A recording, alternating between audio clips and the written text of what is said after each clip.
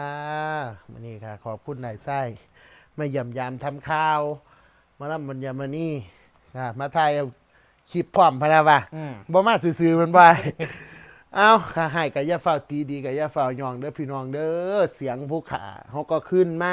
เป็นบัตร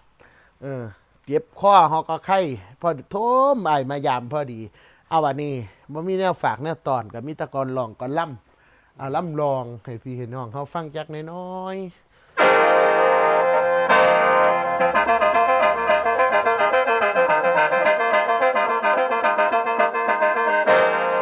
โอ้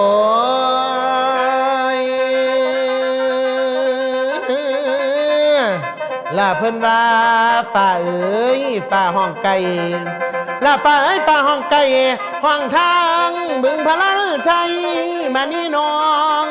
ได้นอนทำ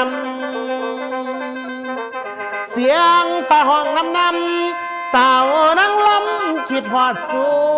ผู้เคยเบาแม่นลาไม่กันผู้เคยเบาแม่นไม่กันแสนลำพันโอ้ยนอละนะ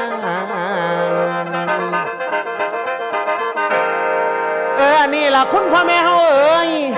การแสดงจบลงแล้วเวลาหักมาไหลแฟนผู้เอาใจใส่เป็นแรงใจแต่ต้นกันจนแจ้งสว่างมาสาวมานี้ขอเป็นลูกไผ่ลาน้ำปูญาผู้ทำบุญเปรียบคือปุ่นกาปูที่อยู่นำน้องเงินเจ้าบัดนี้เวลาเข้ามาถึงศิลาจากคือกกหมากน้อยน้อยลาสวนกล้วยอีอองมากฝักทองศิลาต้นลาเขือที่มันเหี่ยวดอกกระเจียวสีงามกำพุ่นศิลาแล้วว่าห่างหน้าวันปรึกษาป่าไม้ลาสวนอาจอุทยานสาวตะวันคนงาม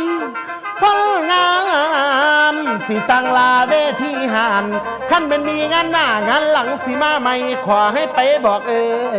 ตัวน้องมอมพานางหัวใจยังอ้างว่างย้ำสิห่างสถานีวันเดือนปีหมุนกับมอมพานางก็คือดามตกถึงยามที่ไกลเจ้าล่าแฟนผู้มาเบิ่งเด้นออย่าคือเถิงสิห่างดงกันแนวมอนสิห่างไหมจะมาใจแล้วแฟนต้องจราจาจำใจภาคจากไปแล้วละน้องบุญหนูมีวาสนาหนูเพียงพอ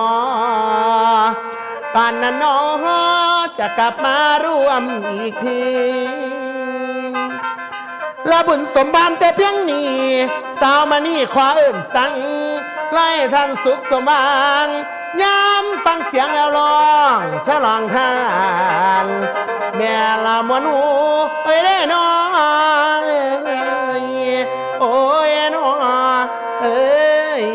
ละนะโอ้ยเต้ยมวนมาแค้นเลย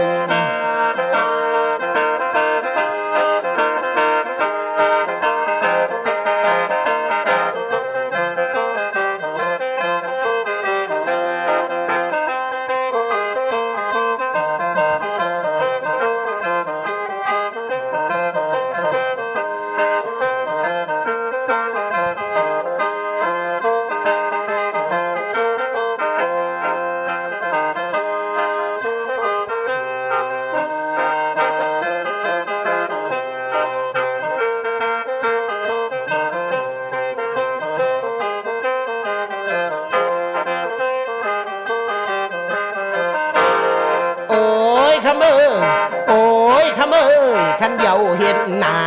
เดียวเห็นหน้าเข้ามาข้าเจ้าเพิ่นเบินเข้ามาข้าเจ้าเป็นแฟนเป็นแฟนของข่อยแต่หน้าเป็นแฟนของข่อยแต่หน้าหัวใจนั้นเป็นของเพิ่นหัวใจนั้นเป็นของเพิ่นจากสิให้มานี่น้องเอิ้นน้อยน้ำเจ้าว่าจังไรใครคือเจ้าใครเจ้าอยากสิเอาไปเข้าซ้อนบอนละนอนละนำนอนละนำ นอนละนำมาเอาเมียมาลำไว้จังบ่อืดเงินใส่โอ้ยคำเอ้ยโอ้ยคำเอ้ยสัตว์เพิ่นนั่นแม่นสัตว์โพสัตว์โตนั่นแม่นสัตว์พาวสัตว์เพิ่นนั่นแม่นสัตว์โพสัตว์โตนั่นแม่นสัตว์พาวโพเอ้ยโพโพเอ้ยโพสร้างบ่ดึงจ้องหนาวบ่ดึงจ้องหนาวนอเผาเขาใส่โพไผบ่เวียงจันเสาเวียงจันเสาเศร้าขันยาฝ่าว่าเศร้าขันยาฝ่าว่ามันสิโก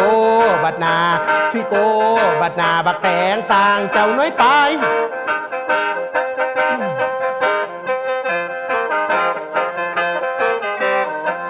โอ้ยคำเอ้ยโอ้ยคำเอ้ยสิบแหน่งไม่สิบแหน่งไม่สาวแหน่งไม่บ่ทอแหน่งเจ้าไม่ไพ่สิบบันไก่สาวบันไก่สิบบันไก่สาวบันไก่บ่คือเก่าผู้อยู่น้ำซ้อนและนานนวลนาและนานนวลนาห้างตาทิ้งบำทิ้งบำห้างตาทิ้งบำทิ้งบำโอ้ยไผ่หมอลำเมเจ้าบ่อยากไรลูกไผ่หมอลำพอเจ้าบ่อยากไรมันเก็บในใจไผ่มันเก็บในใจน้อง